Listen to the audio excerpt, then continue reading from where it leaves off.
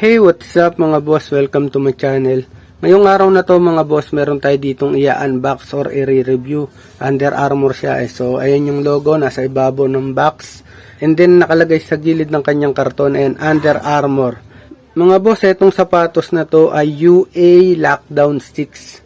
So, andito sa harap yung kanyang pangalan. And then, yung specification ng sapatos. So, size 10.5 siya. So, 12 yung size para sa babae. So, ayan no. Under Armour UA Lockdown 6. So, andyan yung code niya. So, i-open na natin mga boss. So, ayan no. Andito kasi mga boss yung kanyang takip. So, hindi ko na ibalik. Ayan no. Ito yung tsura ng kanyang body sole. Ayan, ang ganda mga boss. Oh. For only 2,700 mga boss, meron tayo ditong dalawang size nito. Andito yung size 10 and then yung size 10.5. Ito nga yung hawak natin. Kung mapapansin nyo mga boss, kala ninyo may tama yung kanyang logo. Ganyan po talaga yung design niya. Ayan yung outsole niya. So napaka makapit nito. And then sa mga naghahanap ng spike test, okay na okay to. May nakalagay dito na di ko masyadong mabasa. Ayan o. Design to make you better. Ayan. Sa mga hindi pa nakakaalam yung Under Armour mga boss, ang player na sikat na superstar na gumagamit nito is si Stephen Curry. Yan. Nakalagay. Under Armour yan. Pinaikli lang siya. Tas mga boss, sa dulo ng outsole, sa may gilid, ayan, may nakalagay dyan. Hindi ko mabasa. NCO yung last. So, ayun yung kabilang gilid niya. Tapos yung ibabaw mga boss, ayan o. Nakalagay yung colorway na pink. Ayan, pink.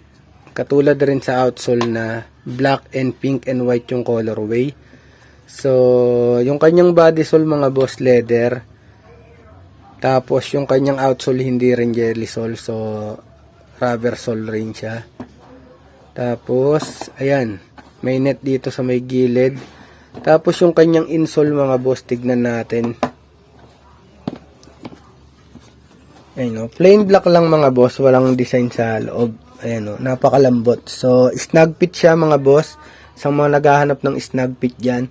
Inuulit ko, size 10. Size 10.5 meron tayo. And then sa kanyang dila, ayan mga boss, nakalagay yung logo ng Under Armour. Tapos, specification ng sapatos sa may likod ng dila, ayan o.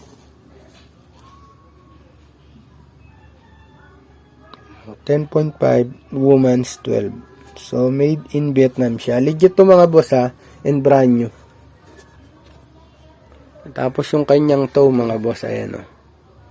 So, ayun lang. Ito yung isa. So, ilabas natin para makita natin parehas. Patong natin dito sa kanyang box. So, ayun lang mga boss. Ayan lang. Ang ganda ng sapatos na to mga boss. And sa mga palaging nanonood sa mga video ko dito sa channel ko, ayan, thank you so much. Palagi tayong mag-iingat. Huwag niyong kalimutan magpunta sa aking page, John Gatsol, or kung nandito ka sa YouTube, palike na din and pa-share kung nagustuhan niyo yung mga video ko. Good luck sa inyo mga boss. Peace. Ben.